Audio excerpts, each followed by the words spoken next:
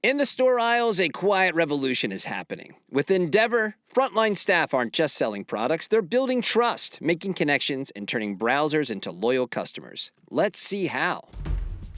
He didn't know which brand he wanted, just that the trail ahead was rocky. But she knew, because she'd trained for this moment right on her phone. A quick conversation, a confident recommendation, and a perfect fit hiking boot later, he's ready for his trip. That's right, she's a shop floor hero!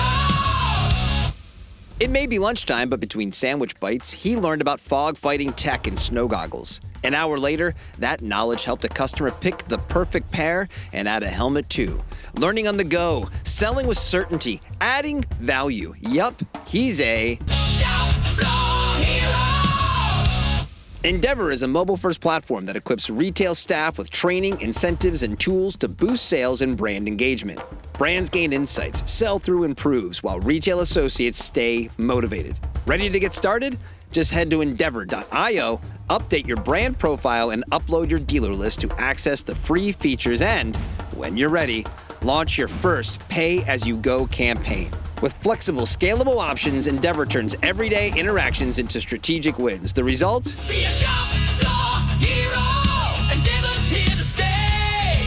Shop floor hero. Sell-through is the way. Don't let our big-time production value and celebrity names fool you. Looking at you, producer Dave, but Rock Fight LLC is a small business and growing brand. And even though we have our own consigliere, he advises on other matters, we've got to consult a lawyer every now and then on the legal structures that every business needs. But for a small business like ours, the cost to hire general counsel or pay a retainer is a non-starter. So what's an outdoorsy founder to do? I mean, come on, we're not flashing that outside money. Enter Conatus Counsel. They can help your business with fractional general counsel and legal services, from strategy consulting to advocacy and government affairs to real-world implementation for outdoor recreation industry businesses. Forrest over at Conatus Counsel has helped Rock Fight navigate some of these areas, and let me tell you, knowing someone has your back means you can focus on running your business. I mean, he had at least 3 edits to this read to, quote-unquote, protect us from ourselves. I mean, that's what I'm talking about. Forrest cares just as much about the outdoors and the outdoor industry as our listeners. So, got questions? ConatusCounsel.com to get in touch with Forrest. The first 6 hours are free. Wait, what? What? I can't say that? Oh, initial consultations are free. Okay, fine.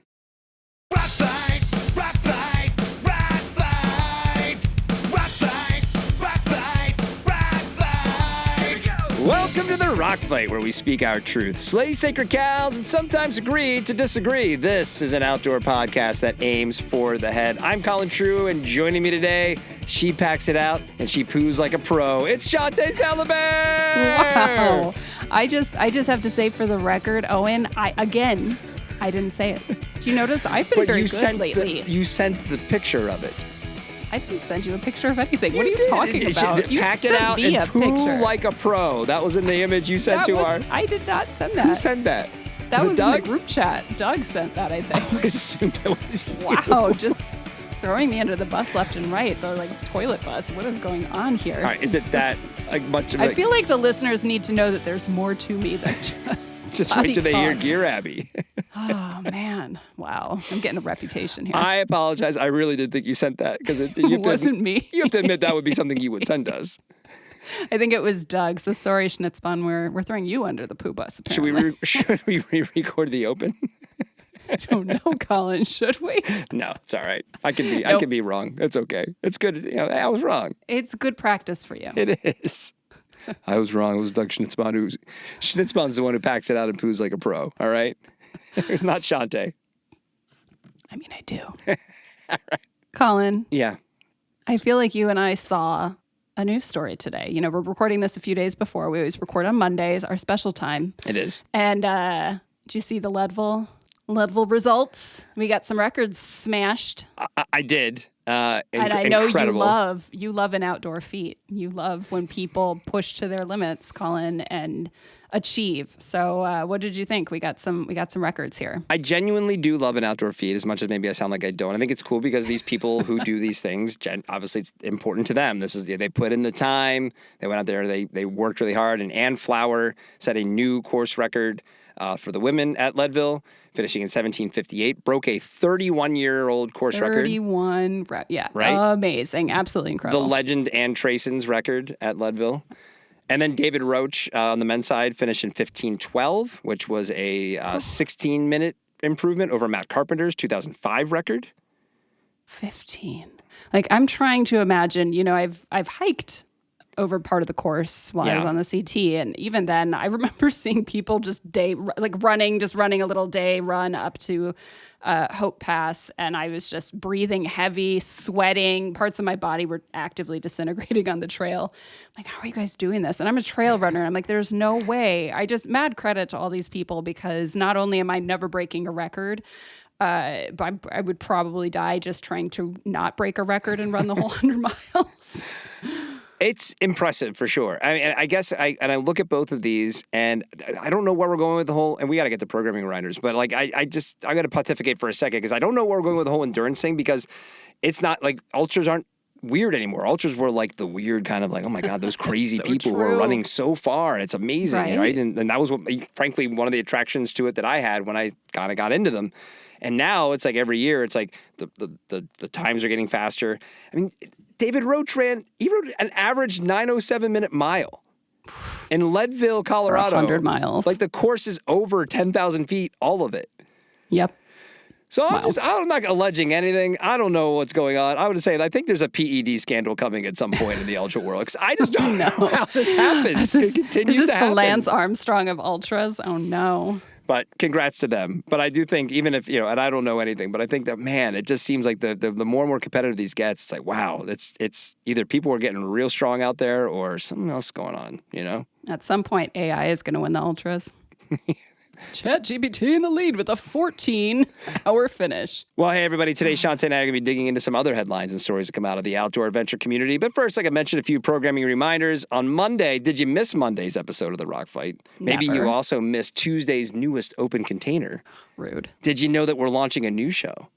I did. With Shawnté Salabert, like in maybe even days away. Weeks away? Days? A week? 2 weeks? Soon. A day? Something soon. like that. We're just going to thrust it upon you? That is not at all what I wanted to say. And you give me grief for the poo comment. All right, so the takeover of outdoor podcasts here on the Rock Fight Podcast Network is happening. Make sure you're listening to all of our shows. And Shawnté, could you let our listeners know where they can reach out to us and follow along with all of our exploits? Oh, heck yeah. All right. So you know what you can do? You can sign up for our newsletter by heading to rockfight.co. Colin works very hard on that every week. I want to give him kudos for his excellent work on the newsletter. Thank you. You're welcome. Follow us on Instagram to get video clips from all of our podcast episodes, including one that I really love of Colin just railing against e-bikes, in case you didn't hear that episode. E-mountain bikes. E-mountain bikes, sorry. E-mountain bikes, very specific. Yes. Old man Colin yelling at the sky. And then email us at myrockfight@gmail.com with your thoughts, concerns, questions for Gear Abby, and your love letters and your Venmos. Anything you want to send to us within reason. We're ready for it. Everything goes to myrockfight@gmail.com. Gear Abby questions. Send them in. We're already recording episodes, so you may as well send in some questions. If you want to talk to Schnitzbahn, send it in. You want to say I'm a dick for saying that there might be doping in ultra running? Send it in. We want to hear it. Definitely send that one in. The opening shot on today's episode of The Rock Fight is presented by Lem's Shoes. As the summer season wraps up, I don't even want to think about that. Now is a great time to get ready for fall with Lems. From easygoing slip-ons and refined leather lace-ups, it sounds saucy, to tough trail-ready boots, Lems offers footwear for every occasion, and their fit is unmatched. If you've never experienced the fit of a pair of Lems, well, I just feel sorry for you. Built with comfort, durability, and versatility at their core, their collection is ready to take you wherever the season leads. And with fresh, exciting styles just around the corner, be sure to stay tuned. But in the meantime, head to lemsshoes.com right now to get your feet in the best fitting shoe you've ever worn. And I have to say, as someone who has started kicking around in some of the Primal Zens, I actually I texted you about it because I liked them so much. I was like, Colin, you know what? I'm going to give you this one. You were right. They are deeply comfortable. Look, they paid for the spot. I'm not going to tell you that they didn't pay for the spot, but I'm telling you, if you the fit of the Primal Zens is special. Good. It's amazing. Yeah, they didn't pay for Colin and I saying that part. This part is for free. Intrinsic. I'm not getting paid to say it. Yeah, right. This is free. This is free out of my mouth and my feet, apparently. And if they'd like to pay more, I'll tell you all about my refined leather lace-ups. Saucy. When did Lems get so sensual? I don't know. I think that the was fall a mistake. 2025 lineup from Lems. That's right. The new Teddy from Lem's Shoes. Okay. First story of the week. Lots of big mountain and alpinism news this week, starting with a story in The Times about Italian climber Marco Confortola? I was putting the accent in the wrong place. Confortola, who's being accused of using stolo and photoshopped images to fake a number of his climbs. Confortola announced last month that he has ascended all 14 of the world's 8,000-meter peaks, a feat that was considered to be even more impressive considering he lost all of his toes after a climb on K2 in 2008. Another climber, Simone Moro, alleges that Confortola made up 6 of his ascents by photoshopping himself into the summit photos of other climbers. I'll link the article in the show notes so our listeners can see an example of which is, I mean, it's pretty damning if you look at the one the example they gave. So, what do you think here, Shawnté? I personally want to not care about big mountain accomplishments anymore. We know. Well, I think it's cool when it happens, but I also don't think someone should be lauded for something they didn't do. Well, sure. I mean, first, I just want to know, Marco, did you use a Strava mule for these? Oh, that'd this be feels amazing. like this is the test case, right? Can you imagine that phone call? Listen, here's what I need you to do. Have you heard of Kenchachanga? Are you into Lotzi? Yeah. Are you willing to buy an international plane ticket? For many of them, in fact. Are you willing to lose at least one, if not 3 toes? Right. On my Maybe behalf? die. We don't know. Yeah, up to you. Okay. So jokes aside, I think it's pretty ballsy of Simone Moro, who is a very highly regarded alpinist himself. He is, and this isn't just some chump on the side of the street being like, that guy's a liar, or, he, for him to make the accusations, I doubt he'd do it without feeling pretty sure of it. He kind of line lists some of the reasons why, the photos, yada, yada. I don't know. But also, I honestly, what I get from this is that I hate that big mountains especially have become this sort of pissing match. Yeah. I did it bigger, faster, better than you, and my style was more pure, and blah, blah, blah. Who gives a shit? Who cares? I mean, here I'm with you on this, because where is the intrinsic motivation? Why is it always about men and their egos? Sorry, that really is what a lot of this boils down to. I love the mountains. I love pushing my own limits out there, which are admittedly far, far lower than either of those guys' limits. But I have zero desire to turn my experiences in the mountains into some sort of competition. I don't, I'll post on Instagram some pretty shots with some very vague, wordy, flowery thing that I've thought of. But that's really just a log for me to be able to go back and see these places and to share it with the people who follow me and hey, I don't even usually say where I'm at. It's just a vibe. But it's this whole idea of the mountains as a pissing match of using them to boost your ego that really bothers me. Yeah. And I don't love that. And so it's I really hope this guy didn't make this shit up. But if you look at that photo you're talking about, it's the one right where it looks like he cropped off of the other guys. I mean, that's from a summit a couple years back, but it doesn't sound great. And it's come on, buddy, I really hope you didn't make this up. It's hard enough to do this stuff and to do any 8,000 meter peak, much less all of them. And I sure hope you're not. This is the whole idea of stolen valor, right? Right. Don't be that guy. Yeah. I mean, like I say, I'm trying to not care as much about this stuff. I think that's a very U.S. way of approaching it because, I prefer my outdoor experiences to be for me. That's why I'm on a podcast every week talking about them clearly. Right. But tell me more about your outdoor experiences, Colin. I need everyone to know about the hour-long mountain bike ride that I did this weekend. Boy, was it epic. No, but the thing to remember here too, I am kind of here for this, and in a lot of ways, nothing you said is wrong, but it is a competitive sport, especially in Europe, right? They hand out the golden ice axe. I don't want to. Is it the Piolet d'Or? Yeah, right. And so if you're Simone Moro, God, I'm terrible with the names today. Sorry, everybody, but you might be pissed because, what if you've done something really cool this year and this guy's like, hey, check me out. Here I am on Lhotse. And it's no, man, that picture was taken by somebody else 6 years ago. I see why it gets to this point because it does become it is a pissing match because it is competitive, because it is people taking things away from each other.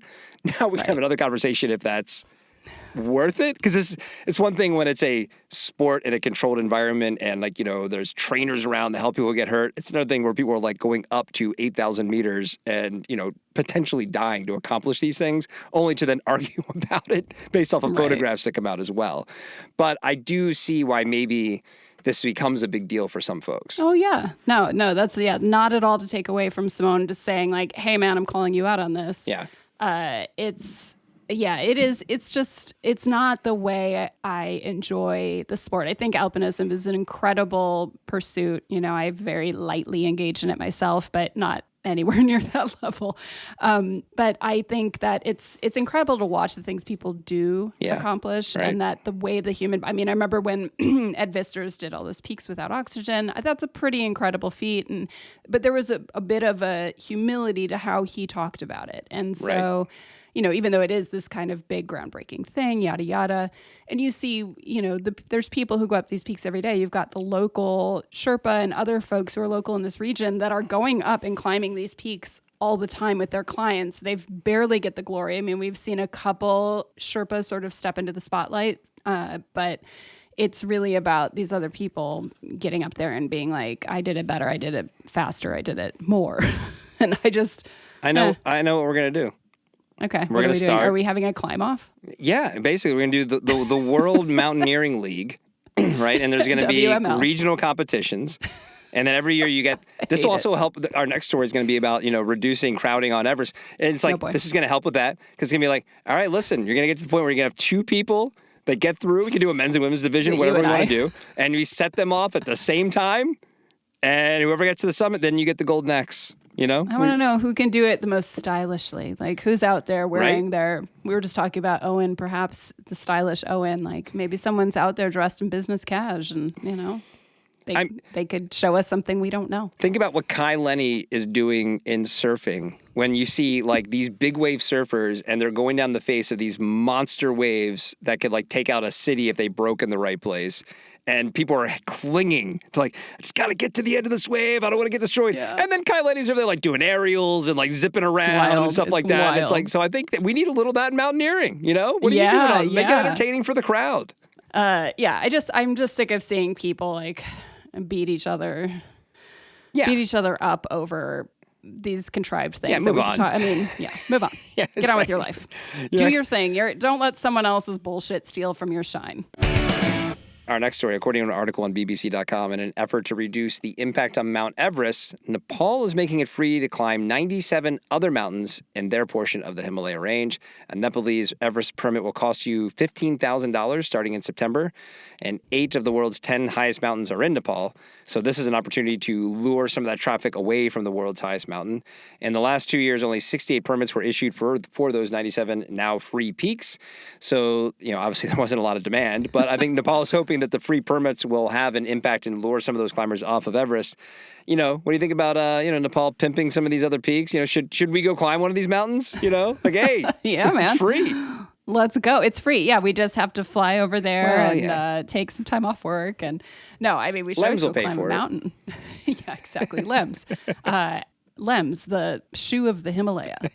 We'll work on it, guys. I've got some ideas. But no, mountains are the best. And I would love to. I just watched some stuff set in Switzerland the other night, and all I wanted to do was jump into my TV. So anyway, but honestly, I highly doubt this is going to relieve any of the pressure on Everest. The only thing that's going to relieve the pressure on Everest is them shutting down Everest and saying, you cannot climb here right now from this side of the, and both countries that have access would need to do that. Rich people, heavily sponsored athletes are going to just keep doing what they do. It is a beacon. It is a magnet. And there's a reason people haven't really flocked to these other peaks, and that's because everybody is aiming for this big cookie that is Everest. So I don't know. I have to believe that I would love to go anywhere in the Himalaya. So I am the target audience here. I've always wanted to go. I would be happy to go to a peak that I can go visit for free. And I wouldn't mind paying for it, just not $15,000. And I can walk up. And I can, crucial difference. We could teach you how to swing some ice axes. No, I've climbed some big mountains, but it's just, I want Rainier Shasta level, like, sort of mountaineering. I don't want middle-aged mountaineering is what you'd like. I love that. Let's start that. Yeah, I think it's a great idea. I'm in. I mean, I've hiked Kilimanjaro. I would not call that mountaineering in any respect of the word, but I did like the idea of climbing in another country. That was pretty fun. But yeah, anyway, I mean, I am curious, like my thought is what kind of infrastructure exists that may or may not exist in these less traveled areas. So if they're saying only 68 people in 2 years have even applied for a permit in these places, how remote is it? And you can imagine the Himalaya are pretty remote. Can these places sustain a big increase in traffic? Are they just expecting like no one to show up? Like someone goes to get like, oh yeah, no, we weren't serious about that. Go climb Everest. Come for free. We'll give you all a free outfit if you. No one's gonna come. See that half dead yak? You can use that. Yeah. The half-dead yak. That's such a sad image. I don't know. But it does make me think about how people become really obsessed with climbing a particular peak. You know, down here by us, I'd say Baldy is that way, Whitney a little further north, or people who hike the same trail, year after year. A lot of people do this on the John Muir Trail, Numupoyo, for instance. These are awesome places, but, in Everest, the whole region is, like I said, I've been wanting to go there since I was a kid.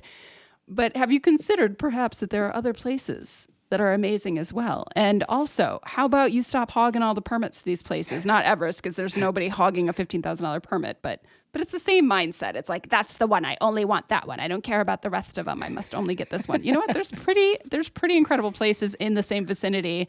You don't get a JMT permit? Oh my gosh, go hike the High Sierra route. Go hike make your own loop, even better. It doesn't need to have a name. Yeah, way more Just fun go too, out by there. the way. Yeah, way more fun. I've done it a million times. It's just go out there and seek beauty wherever it may be, and it may be a free mountain in the Himalaya. I don't want to spoil my parting shot, but there is definitely some there's a mindset, I guess, of people that the way they kind of approach these things, and it's I think it takes visiting some of those kind of classic places after a while, and then seeing that like, oh, but actually I did this other thing, which was maybe not as hard, maybe it was harder, whatever, but just for whatever reason doesn't have the notoriety that the one thing that other thing did. It's the notoriety. You get sucked in. I mean, it's funny. Like I tell people, there's a little tiny mountain behind my house. In the wintertime, I'm looking at Catalina Island in one direction, and then in the other direction, I'm looking at like the San Bernardinos covered in snow and everything, and all the deserty kind of peaks in between. And it's like, this is great. It doesn't get much better than this. You know what I mean? I agree 100%. Yeah. I mean, I was up in Mammoth Lakes this weekend, and I went up one morning up the Duck Pass Trail and did a loop up there. It's like the only place I've been in the Sierra, by the way. Is that really? area. Yeah, great area. Wow. We have to expand your vision. Speaking of, there's some incredible stuff. But yeah, I've been up there a million times. I've done that trail a million times, but it doesn't, I decided to do something off the beaten path, and I was like, I don't know, we'll see if I like, and I loved it. I was so glad that I did a different route this time. And I was like, oh, all these times I've done the same old, when I could have had, it just triggers something in your brain, that idea of novelty, something you haven't seen before. Yep. Open your minds. Well, I think we'll come back to this a little bit, but I think people need to expand the way they view outdoor objectives. The classics are great for the classics. Like, I mean, that's why I hiked Baldy a few weeks ago. I hadn't done it before. And it's like I hadn't spent any time sort of in that area of the mountains. Like, all right, what am I going to do? I've never been there before. I'll go hike Baldy. Now it's like, okay, now I kind of see what this area is all about. Yeah. And when you look on the map, you look at the different trip reports or whatever, you can start to kind of be like, oh, I see. What's this peak doing over here? Oh, the elevation gain's kind of the same as like Baldy. Okay, I kind of know what to expect, but it looks like probably way fewer people are going to this spot. And it just like, go check it out. But then anyway, I'm giving advice to people who aren't in that. I mean, to wrap up this segment, years ago, I wrote a piece for Alpinist magazine when R.J. Secor, who wrote the classic Sierra Peaks Passes Trails book that everybody, it's like the Bible of the Sierra. When he passed, I wrote about him, and I wrote about this concept of walking through the Sierra, hiking through, climbing up in the Sierra, and looking at things and wondering, like, what is it like there? What is it like here? Looking at a map and wondering, what is it like? And there was always this idea that RJ had said he liked knowing that there were peaks out there that he didn't know, or that maybe people had never been on. And I came away feeling that same feeling. Like, I like that there's a little mystery, but I also like that I can continue expanding my experience out there. So anyway, we know what that means. Back. Yeah. What does that mean? It's time for the Rock Fight lightning round. Rock Fight Lightning right, first story. According to a CBS News story, a Japanese hiker was found dead after a bear dragged him from the trail into the forest. So, Shawnté, between bison goring and this story, are the animals starting to turn against us? I mean, maybe rightfully so. I mean, I feel awful for that guy. That had to have been so terrifying, and how horrible for the people who love him. But yeah, I mean, at the end of the day, we're kind of screwing with their habitat and ours. So I kind of get why they're a little saucy, you know? Well, it continues, right? We had a lot of animal interactions in the lightning round because ABC News has reported that a hiker in Tennessee has died after picking up and being bitten by a rattlesnake. The operative part of that sentence is picking up the rattlesnake. Right? No. Now, the death was likely because of an allergic reaction to the snake's venom. So, Shawnté, are some hikers just making this too easy for the animals? Maybe we need to, in order to get the point across, make a new rattlesnake emblazoned flag that just says, "Don't pick me up." Like, I have a dog that doesn't like people. We put a little handkerchief around his neck that's like, "Don't pet me." You know, kind of like, yes. Hey, just, like, we need to put... I appreciate that when people do that. Right? I don't touch the dog. I don't even say, hi buddy. Hi, little buddy. Hey, no, he doesn't want that. Then I'm telling you, he doesn't want that. So we need volunteers to go out and put little handkerchiefs around all the rattlesnakes. Tiny bandanas on the rattlesnakes and on the bison. Those can be bigger. Yes. All right, last lightning round story. According to the Coast Guard's 2024 recreational boating statistics, boating deaths are at a 50-year low. However, not when it comes to stand-up and paddling. In an article on paddlingmag.com about those Coast Guard stats, stand-up paddleboarding saw a 164% increase in fatalities from 2023 to 2024. Shawnté, are animals using the SUPs to take us out? It's the orcas.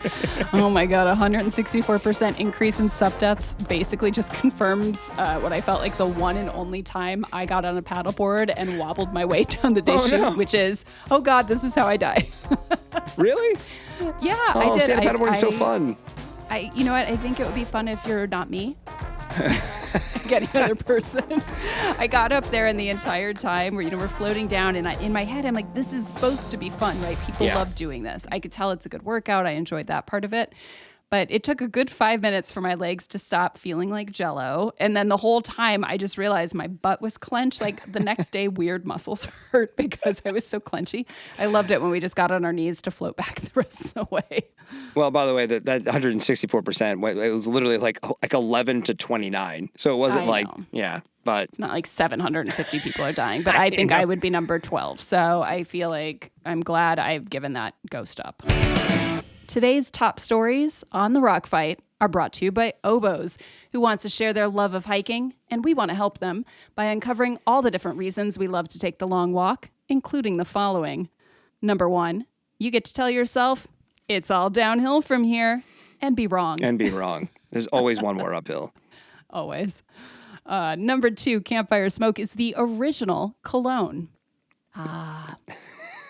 You like that smell? You like coming and smelling like campfire smoke? I love it. I love when I come back from a trip and all my stuff just still smells weeks later. I honestly love it.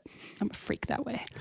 All right. Number 3, you enjoy the moment your boots officially smell like adventure.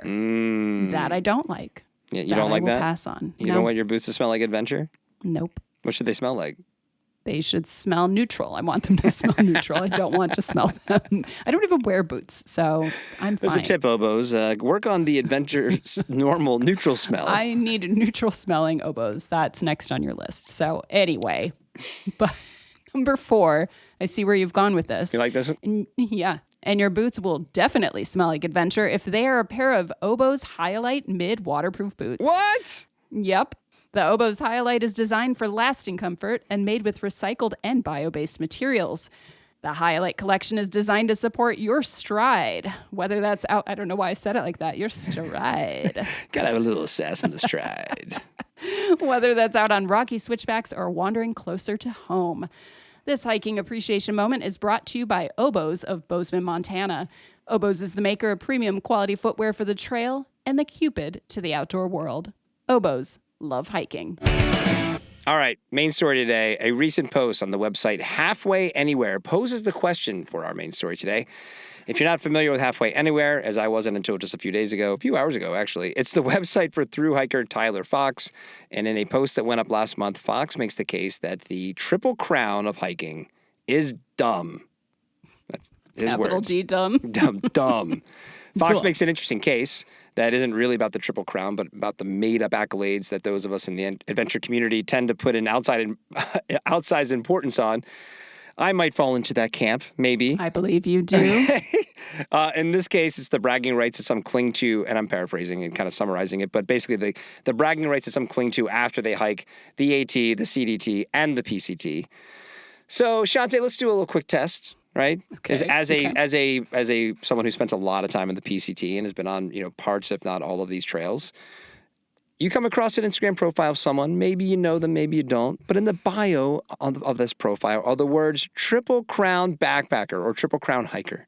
Maybe it also has the year in which they completed each trail. What is your knee-jerk reaction as a backpacker?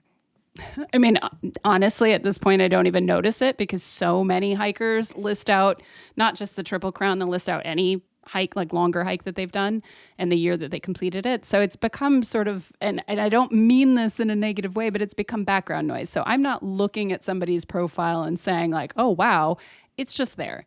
And don't get me wrong, it is a huge accomplishment to cover thousands of miles of trail, especially for those people who somehow bang it out in a year doing what's called a calendar year Triple Crown. That requires crazy planning, endurance, and honestly, a little bit more than a bit of favor from the weather gods. But I don't think more or less of you if you've hiked the AT, CT, PCT, or any other trail. I just think you've probably done a much better job than I have of prioritizing hiking over anything else in your life. And honestly, I'm a little bit jealous of that. Well, that might be what they're going for. Right? Yeah. Get it, buddy, get it. I've got some bills to pay. But I mean, for me, what's special about hiking long trails? So yeah, you're right. I have been on all three of those trails and others. But what's special about them is being able to sort of be immersed in the outdoors and the simple act of walking, which is one of my favorite things to do, has been since I was a kid. And it's an unusual experience to be able to spend weeks or even months on foot, I really do think. And I know for me, I find a lot of camaraderie with other people who've done that. It's a very unique experience. Totally, and it does change you and shape you in ways that you couldn't comprehend beforehand. But I don't judge anyone based on that. And for anybody who does, judge people, and there are many people who do, on what you have or haven't hiked. Like how many people, when they meet me and they know I hike, will be like, well, what long trails have you done? It's crazy how common that is in the thru hiking community. I think that's what he's getting at, right? It's sort of like this sort of, and that part, and that's, listen, in terms of the take itself, like far be it from me to look down my nose at a hot take, because like I'm the guy who said that, mountain bike suspension is pointless and skiing at a resort is not an outdoor activity. So I am definitely you are the king of hot takes over here. I like the hot take. I like putting a controversial topic out there into the outdoor community and receiving back both the laughs, high fives, and the hate that comes with it. Maybe it's a bit of a half-baked hot take in a lot of ways, because I think the Triple Crown of it all, like, and he kind of defends like doing the Triple Crown in a calendar year, like that's okay. Like, look, at the end of the day, all of these things, it's all arbitrary. It's all the same, right? Yeah. This is the backpacking thru hiking equivalent of the 13.1, 26.2, sticker on the back of a car. I hate those too. I mean, do you really? Well, okay, that sounds terrible. Such a hater. I feel like I say that once an episode now. This is great. It's working. No, but it's not that I hate it, and it's I appreciate the urge and the want to celebrate the accomplishment. But I think there are just too many people out there who kind of have this sort of implication that you are a lesser than backpacker unless you can answer that question. Yep. And there's enough for every sort of, single mom who's working and has a job and kids and everything else, who does a marathon and is so proud of that, and they put the sticker in the car, which is like, that is like, yes, good for you. You made that time to make that happen all in the face of all these challenges.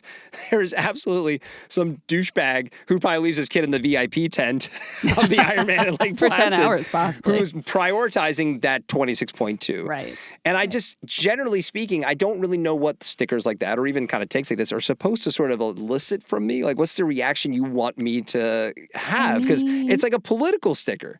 Like, if I see the opposing campaign sticker on a car, am I supposed to go, man, kind of like that guy now? Like, no, like, what are you trying to do with this what am I supposed to do with the information? All right. In some people's defense, I don't have these things listed in my bio, but I think that some people do this because it you become part of a community. And so if you think about Sure, all right. of the ways we exist in this world, people really do. Most people want to belong to something. Totally. I mean, it's why people join gangs. That is the honest truth. It's sense of belonging, protection, things like that. But it's this idea of being a part of something larger than yourself. So I do think that when people, have these achievements and they choose to list them out, that's a beacon for other people who either have done them or want to, that we're like kind of, there's some overlap for us in this world. We somehow cross paths. And so I think it's the same with those 26.2 stickers and things like that. It's the same concept. So I think for some people, it really is about that. It's about broadcasting to other people like, hey, I think we might be like the same kind of people. Yeah. Do you see me? I see you. And then, there's going to be the douchebags. And so like for me, I've had people say they don't want to go backpacking with me because they're like, oh, well, you've done long trails and, you're so accomplished as a backpacker, blah, blah, blah, whatever that means. I'm like, but I want to spend time with you. That's why I'm asking you. It reminds me of when I very first met Liz Snorkel Thomas, who's a very accomplished thru hiker, a book author, and she's the co-founder and runs Treeline Review. Shout out Liz Thomas. Shout out to Liz, one of my favorite hiking buddies. But when Liz and I first met, I was interviewing her for, I don't remember if it was for Outside or somebody, and she wanted to go hiking. And I was like, oh my gosh, I can't hike with you. You've set FKTs like on the Appalachian Trail. You've created routes and I can't keep up with that. And she convinced me. We went on a waterfall hike after we became friends, and I was kind of huffing to keep up with her, and I could see her slow down to this like casual lope, and I'm just like mouth breathing behind her. And I said, hey, if you want to go ahead, I'll meet you up there. And she's like, no, the whole point is that I want to walk with you. Like, yeah, sure, I can do all these badass things, but the point is being together. I could totally smoke you on this trail, but I don't want to right now. No, she could. And then, and then we eventually started doing like crazy long shit together, and I got on her speed. I could never set an FKT, but I finally was able to crack the code and hike long days with Liz. Right. But what I find fascinating about this topic is I feel like the more you do outdoors and the more you sort of get into this, because I was that guy. I've talked about this in the podcast before. If you go back and look at my like Facebook memories from like 2008, and 98% of them are my, quote unquote humble brags about like, oh, I'm going to go do this mountain bike thing, and I'm just sitting there like reading them now going, oh, Colin, you were such a douchebag. Like, what were you thinking? And it was exactly what you're saying. It was I want the people who don't do this stuff to think, wow, that guy's a badass. And the people who do that stuff to be like, he's one of us. And what I feel like I've learned from continuing to live and do these sports is actually the more confident you get, the less you feel like you have to say anything. Yep. And I think that's part of the point that Tyler's trying to make here is a little bit of that kind of like, this maybe for some people, this doesn't quite, to your point, doesn't really mean what you think it means or should be, maybe have such an outsized importance that it does. And I don't really know what the so what of this is, because I think I think that's sort of like the next evolution of like, hey, I'm doing this for me, and it betters my life, and if it comes up, I'm happy to talk with you about it. But for the most part, I don't need to sort of like meet you and say, oh, so you have not hiked the Triple Crown?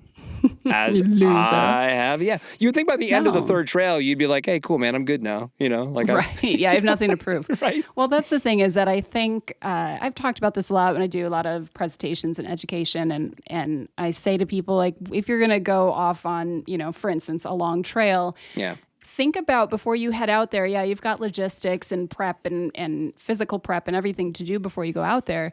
But do a little bit of soul searching as well, because you have to understand why you're doing this. Are you doing this to prove a point to somebody? Are you doing this to show off? Are you doing this for a feather in your cap? Yep. Then you're going to hit some real issues if you start to have problems on the trail. If you have to leave early, that can really screw somebody up if they have to leave an endeavor, whether it's a thru hike or bike packing or whatever it is, early, if you're not firmly rooted in why you're out there. And if the only reason you're out there is for the carrot at the end of the trail, you're going to feel the sting of that at the end. Like there wasn't anything deeper.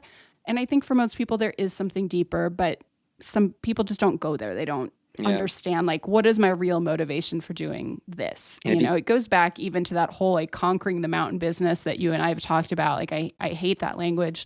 You're not conquering shit. The mountain doesn't care that you're there. It's something inside of you. So I just say, like, know why you're going to do these things and have a deeper meaning than just because somebody said I should do it or because I want to be better than other people. Like, there's got to be something deeper motivating you.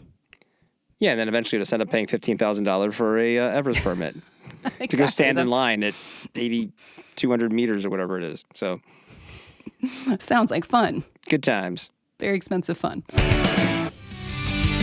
It's time for a party shot.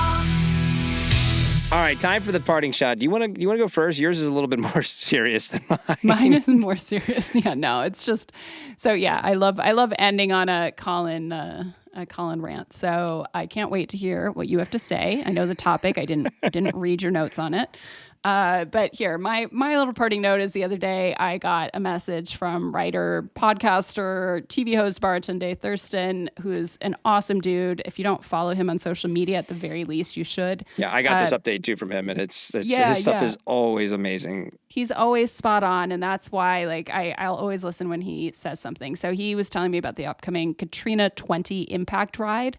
So I met Baratunde a couple years ago when I was on the very first episode of his PBS show, America Speaking Outdoors. of humble bragging, just let me name drop a little bit here. No, I'm gonna come back to it, but not to me, but to it as a concept. But anyway, he's always impressed me as a thinker and a doer. He's like the big idea guy that actually gets shit done, and he really does believe, and I believe him, that we can all do better by ourselves and the planet, especially if we find these sort of commonalities and work together.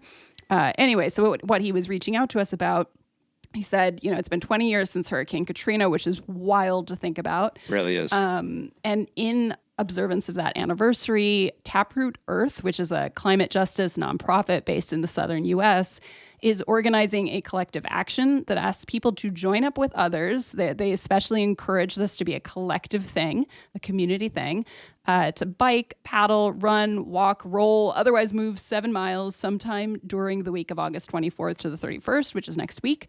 The 7 miles represents the 144-mile swath of destruction that Katrina caused, divided by the 20 years of its aftermath now.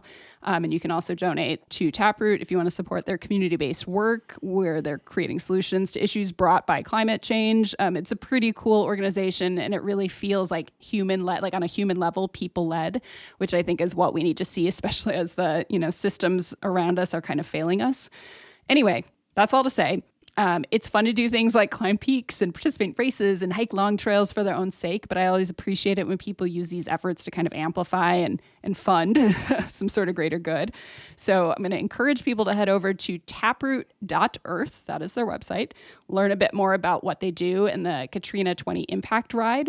And if you haven't, I'm bringing it back, if you have not watched either season of America Outdoors with Baratunde, it is honestly such a fantastic show. I loved it so much. I was probably the weakest link. I mean, he basically travels around the country and meets with people who have various connections to the land, along with honestly very diverse perspectives that might not agree with your own. But he manages to find the connective tissue that sort of binds us all together in ways that I think are surprising sometimes. My episode was the first one in the first season, set in Death Valley, and I took him to Darwin Falls to talk about water in the desert, but also this idea of Death Valley being a dead place. It's not really. And it was probably one of my favorite outdoor experiences in my entire life. He is such a lovely person. It was such a lovely thing to do. So yeah, go watch that. Even if you don't watch my episode, it's an amazing show. Well, unfortunately, can't see it anymore because we've defunded PBS. So, yeah. Also, speaking of funding things we care about. Yeah. Ugh. All right. Well, I'm going to bring us back down to earth now because my parting shot is not nearly as good as your parting shot. So last week we talked about Kilian Jornet's new 14er link-up project here in the U.S. Which you're so excited about. So excited about it. And also was excited to learn that also last week Kilian Jornet hosted a Reddit AMA. Shawnté, coincidence? Not at all, actually.